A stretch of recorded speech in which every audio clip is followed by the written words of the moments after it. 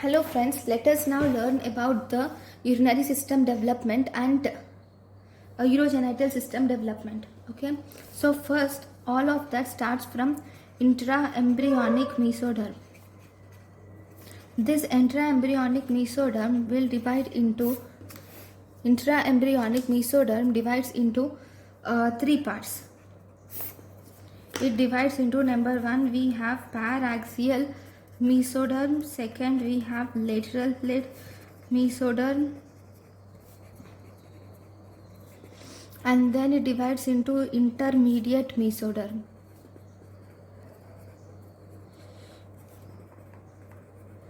This intermediate mesoderm lies between paraxial mesoderm and lateral plate mesoderm.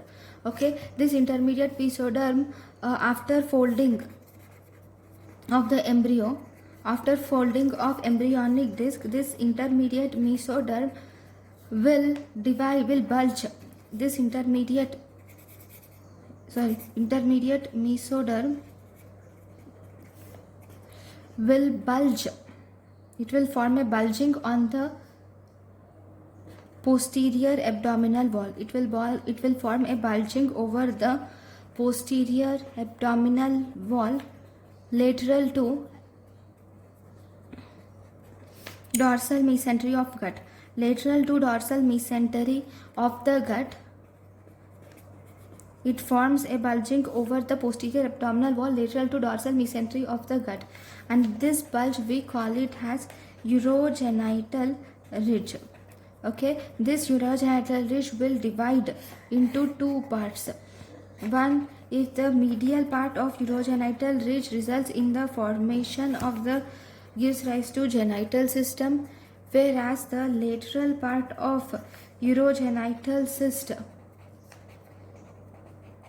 it will form nephrogenic cord, and this nephrogenic cord will form the urinary system. So medial part gives rise to genital system, lateral part will give rise to nephrogenic part, which will give rise to urinary system.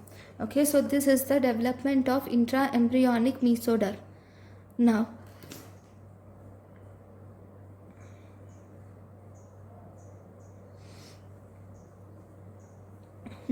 in the nephrogenic cord, now we will see the further development of nephrogenic cord. Okay, now this nephrogenic cord, what happens to the nephrogenic cord? Now the nephrogenic cord further develops into three parts. It will develop into pronephros, and then mesonephros, and then it develops into metanephros. So from the mesonephros, ureteric bud develops. Ureteric bud develops from the mesonephros, and it later this ureteric bud later it will fuse with mesonephric duct. It develops and it will fuse with mesonephric duct. Mesonephros will develop, and ureteric bud from the mesonephros, ureteric bud develops and it fuses with the mesonephric duct, and this metanephros will proliferate, and this will proliferate around the ureteric bud. Around this ureteric bud, this metanephros will proliferate, and it will give rise to something called as metanephric blastema. What is this metanephric blastema? This is nothing but the definitive kidneys. It results in formation of definitive kidneys. Okay, now this metanephric blastema, what does this metanephric blastema give? It gives rise to definitive kidneys. In the definitive kidneys, which part does it give rise to? It gives rise to the glomerulus. This metanephric blastema gives rise to glomerulus. It forms Bowman space, and then it forms proximal convoluted tubules, and it forms loop of Henle, and it also forms distal convoluted tubules. So these are the different parts of different parts of the kidney which are formed from metanephric blastema. Then what does ureteric bud forms? Ureteric bud gives rise to the collecting tubules of the kidney. It will give rise to the renal papillae of the kidney.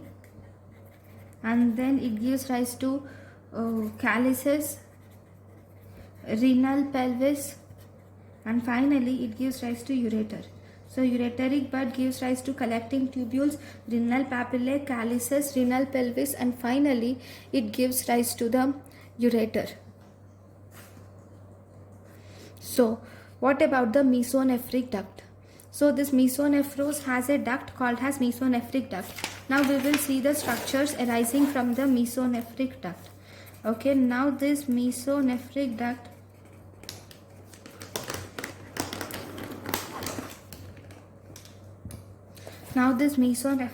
will form.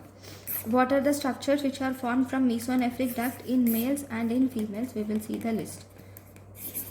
So in males, you see the formation, the mesonephric duct forms the ureteric bud and its derivatives in males, whereas in females this will form ureteric bud. Same, ureteric bud and derivatives are formed from the mesonephric duct in both males and females, and in both males and females there is formation of trigone of bladder occurs from both males and females, and the whole spermatic pathway, if you see,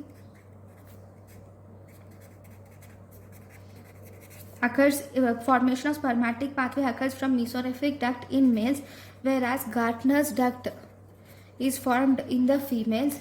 Then in the males there is also formation of appendix of epididymis occurs in the females.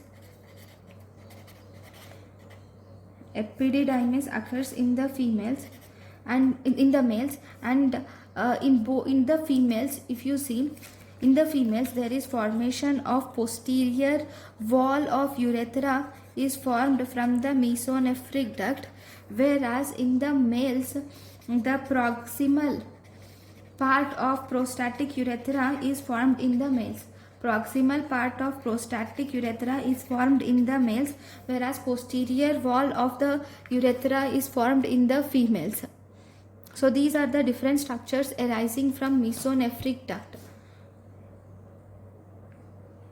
Okay, and there is also one more duct which is important, which is called as paramesonephric duct. Now let us learn about the structures which are forming from paramesonephric duct. Paramesonephric duct in the males, it forms the appendix of the testis is formed in the males, and prostatic utricle is formed in the males from paramesonephric duct. Then in the females, it forms fallopian tube is formed in the females. Fallopian tube, uterus, cervix, and upper vaginal wall is formed in the females from paramesonephric duct. Now, what about the complete formation of kidney? So these are, so I have said from where the kidney is formed. Kidney is formed from the metanephros. Okay, a part of the kidney, that is glomerulus, Bowman's space, and glomerulus, Bowman's space, proximal convoluted tubule, loop of Henle, and distal convoluted tubule is formed from metanephros, whereas collecting tubules, renal papillae, calyces, and pelvis and ureter is formed from the mesonephros. Okay, now we will see the important parts of kidney. How is kidney formed? What is the formation of kidney? Not actually kidney, nephron. Okay, the formation or development of nephron we will see. In the development of nephrons, first and foremost, there are 3 stages. Okay, four stages. First, we call it as blastema stage. So what happens in blastema stage? The secretory part of the kidney which is present, this secretory part of the kidney, this is actually developed from metanephric blastema. This is developed from metanephric blastema. Okay, so we will see what does metanephric blastema do. Now this metanephric blastema, the cells of the metanephric blastema are initially arranged as solid clumps. Okay, these are arranged as solid clumps like this, and then slowly in the second stage, that is, it enters a second stage where they are vesicle stage, where these solid clumps of cell now undergo differentiation and they form a vesicle. So they form, that is vesicle stage. Okay, they form a vesicle. After that, this vesicle becomes the pear shaped, or it becomes comma shaped, or it can become C shaped. Okay, it becomes pear shaped or comma shaped and C shaped like this. Okay, and it opens into the ampulla. Okay, now what is this ampulla? Now this ampulla is, as I have already said, the ureteric bud will grow towards the mesonephric blastema. This is mesonephric blastema. To this mesonephric blastema, this ureteric bud will grow. Okay, the ureteric bud which is growing towards the mesonephric blastema will produce a dilatation to form an ampulla. So this is, so if you see, ureteric bud will grow cranially towards the mesonephric blastema, and this ureteric bud will become dilated. This ureteric bud, this will undergo dilated and form the ampulla. So ampulla is nothing but the dilated part of ureteric bud. Okay, now after this there is formation of C-shaped ureteric bud. Now this C shape will open into the ampulla. Okay, now once it opens into the ampulla, this vesicle will now, which is now this stage is called as C-shaped stage.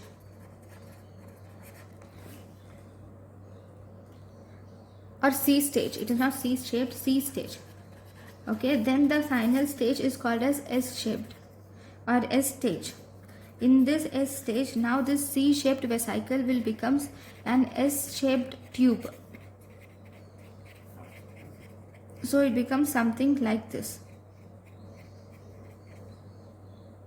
an S-shaped, and you will see formation of tuft of capillaries which develop. And after this there is formation of, and this is invaginated by tuft of glomerular capillaries, and these capillaries will form a bunch which is called as glomerulus. So this is how the nephron is formed. So nephron is formed, the first stage is blastemal stage, then vesicle stage, then C-shaped, and then S stage. How is S stage will form? And slowly this nephron will elongate like this, like the S stage I will draw again. So if the cells will form, this is C-shaped stage, this is the S stage where they elongate like this. So this is the S stage, you can see the S here, right? So this is S stage to form the present nephron. Now, so we have seen about the nephron and the kidney, fine. Then what about the